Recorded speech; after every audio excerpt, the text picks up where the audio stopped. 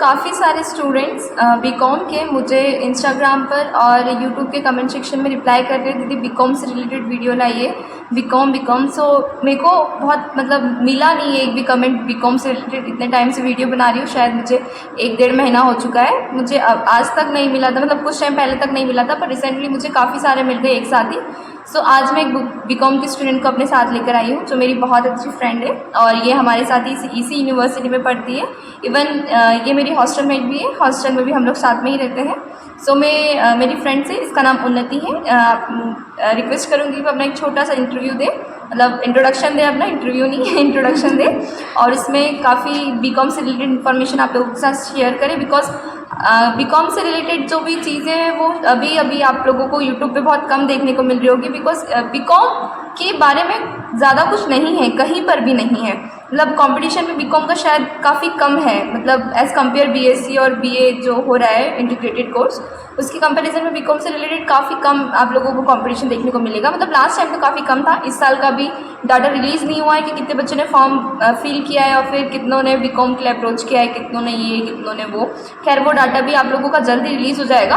आप लोगों के एग्ज़ाम से पहले एडमिट कार्ड के आसपास से समथिंग कुछ वो डाटा रिलीज़ हो जाता है कि कितने बच्चों ने एडमिशन लिया है और कितने बच्चे मतलब किसने क्या लिया है, किस फील्ड का है, कितने कौन सी कास्ट का, ये सारी डाटा रिलीज़ हो जाता है उस टाइम पीरियड में। और आज मेरी फ्रेंड उन्नति आप लोगों के साथ बीकॉम से रिलेटेड काफ़ी इंपॉर्टेंट इन्फॉर्मेशन शेयर करेगी, जैसे कि स्पेशली ये कि भाई बीकॉम वाले बच्चे हैं कहाँ से पढ़े। सबसे इंपॉर्टेंट डाउट जो होता है कि बीकॉम के बच्चे तो कहाँ से पढ़े, है ही नहीं भाई, मतलब साइट मटेरियल मतलब किधर से क्या ले, अभी ऐसा कम टाइम बचा और सबको यही कन्फ्यूज़न है कि भाई हम लोग इस चीज़ को फॉलो करेंगे तो हमारे नंबर आएंगे कि नहीं, हम इस चीज़ को फॉलो करेंगे तो नंबर आएंगे कि नहीं, हमारे मतलब हमारा एडमिशन होगा कि नहीं। खास तो ये चीज़ें जो सभी को टेंशन में मतलब डाल चुकी है। तो चलो, और सिलेबस के बारे में भी मेरी फ्रेंड आप लोगों के साथ शेयर करेगी कि बहुत से बच्चे ऐसे भी होते हैं, हाँ कुछ बच्चों को पता होता है, बट कुछ ऐसे भी होते हैं जिन लोगों को सिलेबस के बारे में कोई आइडिया नहीं होता है। चलो स्टार्ट करते हैं, सिलेबस के साथ स्टार्ट करेंगे और एंड में जो भी आप लोगों को कहाँ से पढ़ना है, कैसे पढ़ना है, क्या पढ़ना है, सब कुछ स्टार्ट होगा। ओके, सो उन्नति। हेलो एवरीवन, मेरा नाम उन्नति राज है और मैं एनसीईटी एग्ज़ाम के थ्रू यहाँ एडमिशन ली हूँ डॉक्टर हरीश सिंह गौर यूनिवर्सिटी, जिसमें IIT course BCom BEd integrated course में मैं एडमिशन ली हूँ। उसमें मेरे को मेजर और माइनर अकाउंटेंसी में मेरा मेजर है और माइनर बिजनेस स्टडी। वीडियो के स्टार्टिंग में ही हम लोग बात करेंगे कि आगे इस वीडियो में हम लोग कौन कौन से टॉपिक के बारे में बात कर रहे हैं और सिलेबस के बारे में, कैसे पढ़ना है, कैसे इतने कम टाइम में हम लोग को पूरा सिलेबस कवर करना है, कहाँ से पढ़ना है, कैसे पढ़ना है, इसके बारे में बात करें। अब हम लोग सिलेबस के बारे में डिस्कस करते हैं। सबसे पहले अकाउंटेंसी के बारे में डिस्कस करेंगे। अकाउंटेंसी में 7 यूनिट्स हैं। सबसे पहला यूनिट है accounting for not profit organisation, second unit accounting for partnership, reconstruction of partnership, फिर डिसोल्यूशन ऑफ पार्टनरशिप फर्म, फिर उसके बाद accounting for shares, debentures, capital, analysis of financial statement, statement of change in financial position, और फिर उसके बाद है computerise accounting system. तो कंप्यूटराइज अकाउंटिंग सिस्टम से पिछले बार के क्वेश्चंस नहीं बने थे। जो भी क्वेश्चंस आए थे वो यूनिट 3 और यूनिट 5 दोनों, ये बहुत इंपॉर्टेंट है। इसमें से यूनिट 3 में से सबसे ये admission of partnership firms, change in profit sharing ratio से क्वेश्चंस बहुत सारे बने थे। इम्पॉर्टेंट है ये 7 यूनिट में से सबसे ज़्यादा इम्पॉर्टेंट थर्ड यूनिट है। थर्ड यूनिट से पिछले बार सबसे ज़्यादा क्वेश्चन बने थे। उसमें से सबसे पहले है जैसे सेक्रीफाइसिंग रेशियो और गेनिंग रेशियो पे आप लोग को ज़्यादा ध्यान देना पड़ेगा, क्योंकि उससे ऑब्जेक्टिव क्वेश्चन ज़्यादा बनते हैं। और फिर सेकंड में admission, death, retirement of partners, उससे भी, और change in profit sharing ratio में से भी क्वेश्चंस बनेंगे। गुडविल का ट्रीटमेंट कैसे करें, उससे भी क्वेश्चंस बहुत सारे बनेंगे। और सेकंड है accounting for shares and debentures, तो उसमें भी re issue for features of shares, issue of debenture shares at par, premium, discount, ये सबसे क्वेश्चंस बहुत ज़्यादा। वन वर्ड जैसे यूनिट 6 भी आप लोग के लिए इम्पॉर्टेंट है। उसमें आप लोग ये अकाउंटिंग रेशियो देख लीजिएगा। अकाउंटिंग रेशियो का meaning, objective, type of ratio जैसे लिक्विडिटी रेशियो, सॉल्वेंसी रेशियो, ये सबसे क्वेश्चन बहुत ज़्यादा बना था उसमें भी। और ये आप लोग प्रॉफिटेबल रेशियो देख लीजिएगा, ग्रॉस प्रॉफिट कैसे निकालते हैं, फिर ऑपरेटिंग रेशियो क्या होता है, नेट प्रॉफिट रेशियो क्या होता है, ये सबसे क्वेश्चन बहुत ज़्यादा आए थे। तो इस पे आप लोग ये टॉपिक पे ध्यान दीजिएगा, क्योंकि जिस प्रकार से लास्ट ईयर क्वेश्चंस आए थे उसके हिसाब से मैं बताई कि इतना इतना ये टॉपिक ये टॉपिक इंपॉर्टेंट है। इंपॉर्टेंट तो सारे टॉपिक है, इस बार क्वेश्चन चेंज भी हो सकता है, इसके हिसाब से कुछ कुछ क्वेश्चंस भी आ सकते हैं। तो ये आप ये मत समझिएगा कि यही इंपॉर्टेंट है, सिर्फ यही नहीं भाई देखो, ये जो टॉपिक्स बताए हैं ये वाले टॉपिक्स इंपॉर्टेंट हम किस बेसिस पे बोल रहे हैं, हम उस बेसिस पे बोल रहे हैं क्योंकि लास्ट टाइम इस टॉपिक्स में से ज़्यादा क्वेश्चंस पूछे गए थे। ठीक है, ये नहीं है कि भाई जो बताया वो इंपॉर्टेंट है, सब इंपॉर्टेंट है। Each and everything is important जो भी आप लोगों के सिलेबस में इंक्लूडेड है, क्योंकि अगर नहीं होती तो वो देते भी नहीं आप लोगों को। खैर ये तो बात की बात है, लेकिन आप लोग ये बात पे ध्यान दीजिएगा कि जो टॉपिक्स नहीं बताए हैं उनको भी पढ़ना। ये हम लोगों को इंपॉर्टेंस इसके लिए बता दिए हैं कि अभी टाइम कम है और इस टॉपिक्स में से लास्ट टाइम ज़्यादा क्वेश्चंस पूछे गए थे। ठीक है, और फिर हम लोगों को आप लोगों को नेक्स्ट जो आप लोगों का सब्जेक्ट है वो क्या है? वो है बिजनेस स्टडीज़। बिजनेस स्टडीज़ के बारे में अब उसमें कितने यूनिट्स हैं, कौन कौन से टॉपिक्स आएंगे और कौन कौन से इम्पॉर्टेंट टॉपिक है उसके बारे में बात करेंगे। तो बिजनेस स्टडीज़ में 13 यूनिट्स है, जिसमें और 13 चैप्टर्स है, समझ लीजिए आप लोग। उसमें सबसे पहला चैप्टर है nature and significance of management, principle of management, business environment, planning, organising, staffing, directing, controlling और business finances, financial marketing, consumer protection act, और भी बहुत सारे हैं। पर इसमें से सबसे इम्पॉर्टेंट क्या है? इम्पॉर्टेंट ये है, पिछले बार क्वेश्चन का पैटर्न ये था कि आप लोग को रीअरेंजिंग का ऑप्शन था। जैसे मतलब 3-4 ऑप्शन आए थे, 4 ऑप्शन में आपको रीअरेंज करना पड़ता था कि जैसे फॉर एग्जांपल अगर हम लोग पढ़ रहे हैं फ्यूल का प्रिंसिपल ऑफ मैनेजमेंट, तो फ्यूल का प्रिंसिपल 14 फ्यूल का प्रिंसिपल ऑफ मैनेजमेंट था, तो वो 14 फ्यूल का ऑर्डर क्या था, प्रिंसिपल ऑफ मैनेजमेंट का वो ऑर्डर क्या था, कौन सा पॉइंट फर्स्ट में था, सेकंड, तो उसको अरेंज करके फिर उसमें ऑप्शन में टिक लगाना था। ऐसा उसका पैटर्न था बिजनेस स्टडीज़ का। तो उसके हिसाब से हम आपको बता रहे हैं। उसमें रीअरेंजिंग स्टेप्स ऑफ जैसे स्टेप्स ऑफ प्लानिंग क्या है, स्टेप्स ऑफ ऑर्गेनाइजिंग क्या है, उसको कैसे ये स्टेप्स को रीअरेंज करना। तो आप लोगों को कौन कौन से टॉपिक्स और पढ़ने हैं, कौन कौन से इंपॉर्टेंट है, जैसे फ्यूल का प्रिंसिपल इंपॉर्टेंट है, टेलर का प्रिंसिपल इंपॉर्टेंट है, टेक्निक्स उसके, फिर leadership, qualities of good leadership इसके बारे में, और कंट्रोलिंग, स्टाफिंग, ये जो planning, organising, staffing, directing, controlling, ये तो आप लोग ज़रूर पढ़ के जाइएगा और उसका स्टेप्स ज़रूर पढ़ के जाइएगा, क्योंकि उसके स्टेप्स को ऊपर नीचे करके बस रीअरेंज करने के लिए वो लोग देंगे। तो उसमें ABCD ऑप्शन रहेगा, जो सीक्वेंस सही रहेगा उसी को टिक करना है बस। और ये काफ़ी मतलब यही वाला ये पैटर्न हर क्वेश्चन में ये फॉलो हुआ था। मतलब जो भी क्वेश्चन अरेंज करना था आप लोगों को, सिर्फ अरेंजिंग वाला, मतलब 10 क्वेश्चन हम लोग कह सकते हैं कि अरेंजिंग वाला आया था। आप लोग को ये मार्केटिंग वाला चैप्टर को ध्यान में रखना है कि उसमें लेबलिंग, ब्रांडिंग, पैकेजिंग, कौन कौन से स्टेज होते हैं, कैसे स्टेज होते हैं, पहले हम लोग को क्या करना है, लेबलिंग कैसे करना है, ब्रांडिंग कैसे करना है, ये क्वेश्चन पूछें। कंज्यूमर प्रोटेक्शन एक्ट, प्रोटेक्शन भी इम्पॉर्टेंट चैप्टर है आपके लिए। और सेबी के बारे में आप लोग पढ़ लीजिएगा, सेबी कितने में आया था, सेबी का क्या रूल है।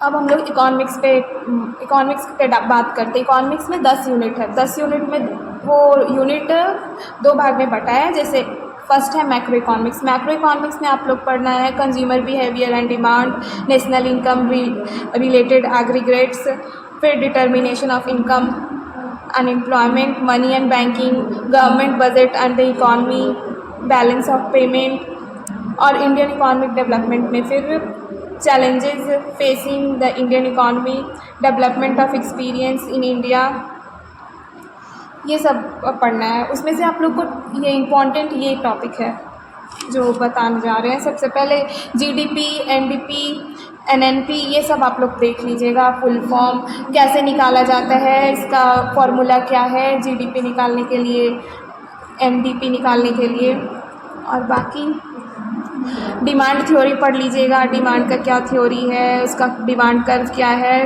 क्योंकि ग्राफ से क्वेश्चन पिछले बार बहुत आया था। ग्राफ क्वेश्चन आप लोग देख लीजिएगा। और क्या करें, मनी एंड बैंकिंग भी था।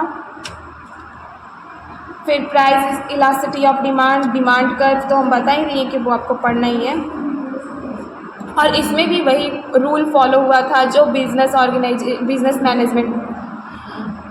बिज़नेस स्टडीज़ में जो हुआ था, जैसे अरेंजिंग करने वाला, वो अरेंज करने वाला जो आप लोग स्टेप्स आप लोग ज़रूर याद रखिएगा कि फर्स्ट स्टेप क्या है, सेकंड स्टेप क्या है, थर्ड स्टेप क्या है, क्योंकि स्टेप्स वाला वो क्वेश्चन हर क्वेश्चन में पूछा ही था कि ABCD, और फिर उसके बाद कौन ए में आएगा, कौन बी में, अरेंज करो, रीअरेंज करो, ऐसा क्वेश्चन।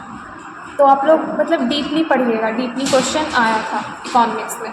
पर इतना कम टाइम है तो बच्चे कैसे पढ़ेंगे इतना डीपली? तो आप हमको ये बता सकते हो कि कहाँ से पढ़ना है, कैसे पढ़ना है, और इतना कम टाइम है तो ज़्यादा से ज़्यादा स्कोरिंग कैसे कर सकते हैं बच्चे? आप लोग बस ये करो कि सिर्फ NCERT पढ़ो, जितने भी अभी तक पढ़े हो, जो भी 12th में आप लोग पढ़े, बस इसको रिवाइज़ करते रहो, क्योंकि एक्स्ट्रा पढ़ने का कोई ज़रूरत नहीं, क्योंकि वो भी NCERT ही फॉलो करेंगे और कुछ नहीं फॉलो करेंगे। बाहर से तो बाहर से कुछ नहीं क्वेश्चन आता आने है। ही वाला नहीं है।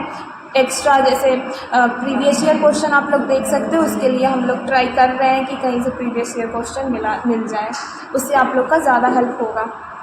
पर आप लोग ज़्यादा डीपली पढ़ने का कोशिश करो, जो आप लोग 11th-12th में पढ़े हो वही। 11th में भी नहीं, 12th में। 11th तो बेसिक 12th का ही आता है, 12th का ही आएगा, और सिर्फ NCERT में फोकस करो सिर्फ और सिर्फ। और जो एक्स्ट्रा चीज़ है कि कम टाइम में कैसे सिलेबस इतना ज़्यादा, एक सोल्यूशन है भाई कि जो पढ़ा है बस उसको फिलहाल रिवीजन करो, क्योंकि एक्स्ट्रा पढ़ोगे हौच पौच होगा और जो पढ़ा है वो भी इंसान भूल जाएंगे। तो सिंपल सा है भाई लॉजिक, जो पढ़ा है फिलहाल उसको रिवीजन करो। 12th तो पढ़ी ही होगी भाई, बोर्ड्स दे के आ रहे हो, 12th तो पढ़ी ही होगी। से डिफरेंट क्वेश्चन बोर्ड्स में थ्योरी आता है, वही आप लोग को इस NCERT में ऑब्जेक्टिव क्वेश्चन दे देते हैं, आंसर मन से लिखो, तो आंसर भी मिलता है 4 क्वेश्चनों में, तो भाई कंफ्यूजन होता है बहुत उसमें। हाँ, वो तो सभी सब्जेक्ट में होता है कंफ्यूजन। लेकिन खैर ऐसा है कि जो 12th में पढ़ा है उसी को फिलहाल रिवीजन करो, उसी की चीज़ का, क्योंकि इतना टाइम नहीं बचा है। देख लो आज आप लोगों की कितनी तारीख हो गई, आज कितनी तारीख है? आज है आप लोगों की 21 हो गई है। तो सोच लो भाई, यहाँ के 9 दिन बचे हैं और उधर के 10 दिन, मतलब 20-21 दिन ही बचे हैं आप लोगों के पास, ज़्यादा दिन नहीं है वैसे भी। जितना हो सके रिवीजन करो और क्वेश्चन प्रैक्टिस करो। और आपने आपके प्रिपरेशन के टाइम पे कहाँ से पढ़ाई करी थी, ज़रा ये बता दो इन लोगों को। कहाँ से पढ़ा था, कैसे पढ़ा था आपने आपके प्रिपरेशन के टाइम? क्या सब्जेक्ट था मेरे डोमेन में? अकाउंटेंसी, बिजनेस स्टडीज़ और इकोनॉमिक्स, यही तीनों थे। और मैंने बस NCERT ही फॉलो किया था, जो भी एज ए थ्योरी पढ़े थे, और बाकी थोड़ा सा यूट्यूब वीडियो देख लिए ऑब्जेक्टिव वाले, और प्रीवियस क्या कहते हैं क्वेश्चन बैंक थोड़े से लगाए थे एग्जाम के। देखो हम लोग को तो ये शॉकिंग न्यूज़ मिला था कि NCERT आया है, तो बस भाई देखो 1 महीने भी ठीक से नहीं पढ़े होंगे हम लोग, 1 महीने ही पढ़े। वही, और भाई देखो जितने भी लोग आए हैं मेरे चैनल पे, सब ने बोला था कि भाई जैसे ही नोटिस निकला भाई कि NCERT कितने 5-6 दिनों बाद है, 6 दिन बाद है, वैसे ही भाई सबके नींद, होश, चैन सब उड़ गया था। बिकॉज भाई बहुत पढ़ना पड़ रहा था हम लोगों को, मतलब एक दिन हम लोग ऐसा नहीं जाता था कि हम लोगों ने मतलब ढंग से सोए हैं या खाए, मतलब जो जेन्यून था इस चीज़ को लेकर, उन्होंने तो भाई मेहनत करी है, मैंने तो बहुत मेहनत करी है। तो मैं तो ऐसा था कि भाई बहुत कम टाइम बचा था, मैं दिन रात सुबह शाम पढ़ती रहती थी, मतलब मेरे को सोने का भी बहुत मैं भी बहुत सोती भी बहुत कम थी उस टाइम पीरियड में, बिकॉज टाइम ही बहुत कम बचा था, बहुत कम था। और एकदम से, और ऐसा था कि भाई करना है तो यही करना है, क्योंकि फिलहाल उस टाइम पे और कोई ऑप्शन भी नहीं था। इसका फॉर्म किसी चीज़ में जा भी नहीं सकते, हाँ, क्योंकि ऑलरेडी क्लासेस वगैरह दूसरी कॉलेजेस में स्टार्ट हो चुकी थी, सब कुछ हो चुका था। CUET से हर कोई का एडमिशन हो चुका था, इसके कारण हम लोगों के हाथ में ITEP के अलावा मतलब कोई चीज़ ही नहीं थी। सो हम लोगों को किसी भी हालत में एनी हाउ हम लोगों को वो ही चीज़ करनी थी। तो पता नहीं अब आप लोगों को कैसा क्या करना है, वो चीज़ आप लोगों को प्रिपेयर करना है, तो उसकी मदद से आप लोग थोड़ा बहुत देख लीजिए। और कैसा पढ़ना है तो दीदी ने आपको बता ही दिया है। जो टॉपिक है यूट्यूब पे डालिए, सर्च मारिए, जो भी मिलता है उसका MCQs, नोट्स वगैरह उससे पढ़िए। अगर आप लोगों को नोट्स या MCQ से रिलेटेड कुछ भी हेल्प चाहिए, कमेंट सेक्शन में कमेंट कीजिएगा, हम आपको इनके नोट्स प्रोवाइड करेंगे। और खैर आप उन्नति, आप हमको बता सकते हैं कि कंपटीशन कैसा है BCom के फील्ड में रिसेंटली? अभी जैसे BCom के फील्ड में कंपटीशन समझो बहुत कम है, मतलब कोई जानते ही नहीं है कि BCom भी आया है, NCERT के थ्रू, ऐसा कोई जानते ही नहीं है। इसके लिए कंपटीशन बहुत कम है, कंपटीशन तो बहुत कम है। आप लोग प्लीज़ मत डरिए, मतलब सिंपली आप लोग पढ़िए, आराम से एग्ज़ाम दीजिए। अरे भाई का पढ़ लो, 12th का पढ़ लो, जो पढ़ा था उसी को रिवीजन कर लो बस। टीचिंग एबिलिटी जनरल टेस्ट में स्कोरिंग पकड़ने के लिए हमारे वीडियोस तो डल ही रहे हैं, वो देख लो, उनसे आप लोगों की टीचिंग एबिलिटी भी हो जाएगा, जनरल टेस्ट भी हो जाएगा। MCQs की बात रही, MCQs भी हम लोग एंड में करवाते हैं, ऐसा तो है नहीं कि हम लोग नहीं करवाते हैं, वो भी करवाया हम लोगों ने। और भाई देखो, हम अपनी तरफ से बेस्ट दे रहे हैं, आप लोग भी देने की कोशिश करो। कुछ दिन बचे हैं, बस कुछ दिन आपकी नींद सेक्रीफाइस करो, आपका सोशल मीडिया वगैरह जो भी, बस कुछ दिन बस इस चीज़ को दे दो, बाकी का तो भाई फिर नहीं, कुछ दिन ही फोकस करना है आप लोग को, फिर अच्छे यूनिवर्सिटी में आप लोग भी एडमिशन लो और पढ़ो भाई अच्छे से। वही देखो, आज हम भी सेंट्रल यूनिवर्सिटी में बैठे हैं। खैर आप लोगों को ये तो पता ही है कि मतलब RI IIT NIT के बाद जिसका नंबर लगता है, वहाँ तक तो हम पहुँच नहीं पाए। RI में तो फॉर्म ही रिजेक्ट हो गया था भाई, क्या स्लिप वगैरह का कुछ प्रॉब्लम हो गया था, तो वहाँ से तो फॉर्म ही रिजेक्ट हो गया था भाई। ईमेल किया, कांटेक्ट किया तो बोलते हैं कि आप लोगों ने ऐड नहीं किया। भाई हमने जबकि ऐड किया था, उसके बावजूद हमारा नाम मतलब क्या पता क्या किया था भाई। इसके लिए ये चीज़ आप देखो मत कीजिएगा, हम भुगत चुके हैं और उस चीज़ का जो इम्पैक्ट है वो हमारी पूरी लाइफ पे पड़ा है। तब RI से अगर बच्चा पढ़ का अपना ही होता है, वो सोचो, और हमारा तो फॉर्म रिजेक्ट हो गया था, मतलब हमारा आस ही छूट गई थी कि भाई जब लिस्ट में ही नहीं नाम आया कि हम लोगों ने जब फॉर्म आप लोग काउंसलिंग के लिए भरते हो ना, तब एक लिस्ट तैयार होती है, मेरिट लिस्ट जिसे बोलते हैं, वो तैयार होती है, तो उसमें ही नाम नहीं आया था करके, और कॉल किया जब बोला जस्ट बिकॉज उन लोगों ने ये चीज़ मतलब ऐड नहीं करी थी, जबकि मुझे याद है कि मैंने वो चीज़ ऐड करी थी, पर पता नहीं कैसे रिजेक्ट हो गया है। सो आप लोग थोड़ा एक बात और, BCom के लिए इस बार सीट भी बहुत ज़्यादा बढ़े हैं, क्योंकि पिछले बार बहुत कम यूनिवर्सिटी पार्टिसिपेट किए थे BCom B.Ed के लिए स्पेशली, और इस साल 3-4 कॉलेज और भी BCom B.Ed के लिए अप्लाई किए हैं। यहाँ अभी सिर्फ सेकेंडरी लेवल पे ही हो रहा है सब जगह ना शायद। हाँ, सब जगह। सो गाइस देख लो कितनी अच्छी अपॉर्चुनिटी है BCom B.Ed वालों के लिए भी।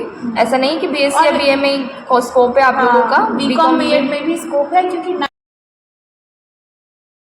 B.Ed में भी है। सब ऐसा बोलते हैं कि BCom वाले क्या करेंगे B.Ed करके, अभी भी हम लोग को सुनना पड़ता है कि क्या करोगे यार तुम लोग BCom B.Ed करके, B.Ed तो ऐसे ही जाएगा, पर ऐसा नहीं है। भाई जब हम लोग इस यूनिवर्सिटी में आए, जब हम लोगों को हमारे प्रोफेसर्स लोगों ने इसका बेनिफिट बताया ना, तब हमको रियलाइज़ हुआ कि हम कितनी अच्छी जगह पे, मतलब कितने सेफ जोन में आ चुके हैं फिलहाल। BCom B.Ed में कंपटीशन कम है, बट इसका मतलब ये नहीं कि मेहनत नहीं करना है, मेहनत तो भाई बेस्ट देना, क्योंकि ये एक ही चीज़ है जो आप लोगों का करियर डिसाइड करने वाली है, ठीक है। सो और जो भी रिलेटेड जो भी क्यूरी है आप लोगों की, बस कमेंट सेक्शन पे कमेंट कीजिए। देखो आप लोगों ने कमेंट नहीं किया BCom B.Ed से रिलेटेड, इसके लिए हम लोगों ने वीडियो नहीं लेकर आए। अब जैसे ही आप लोगों ने हम लोगों को कमेंट किया, हम लोगों को पता चला कि आप लोगों को नीड है इस वीडियो की, तो हम लोगों ने बनाया। वैसे जो भी चीज़ रहती है, कुछ भी रहती है छोटी से छोटी, बस कमेंट कीजिए। हाँ हम रहे, हमें पता नहीं कि हमारे चैनल के नीचे क्या चल रहा है, हम लोगों को पता रहता है भाई।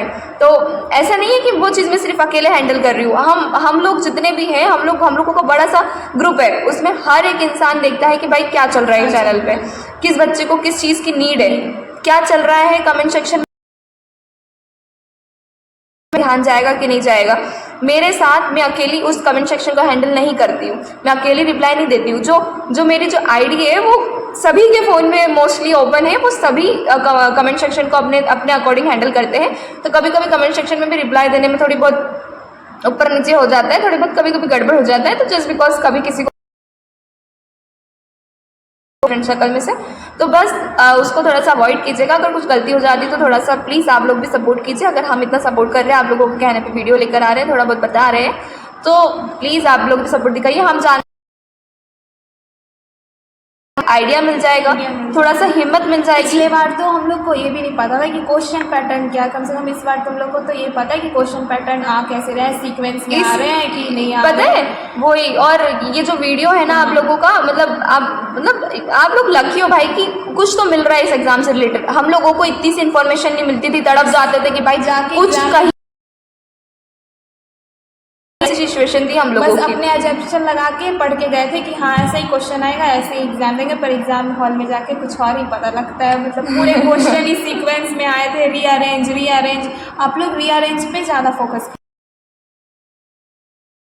किए, खास करके इकोनॉमिक्स और बिजनेस स्टडीज़ में, दोनों में। वही गाइस, तो आप लोग अच्छे से अपना बेस्ट दीजिए, जो भी आप लोगों को डाउट होगा वो आप कमेंट कीजिएगा, और कुछ आप लोगों को दीदी से पूछना है तो आप लोग पूछ कमेंट लीजिएगा, सेक्शन में पूछ सकते हैं। ठीक है। और आपको कुछ और कहना अगर है? आप कोई भी मेरे से गलती हुआ हो तो प्लीज़ आप लोग माफ़ कर दीजिएगा, जो भी बोल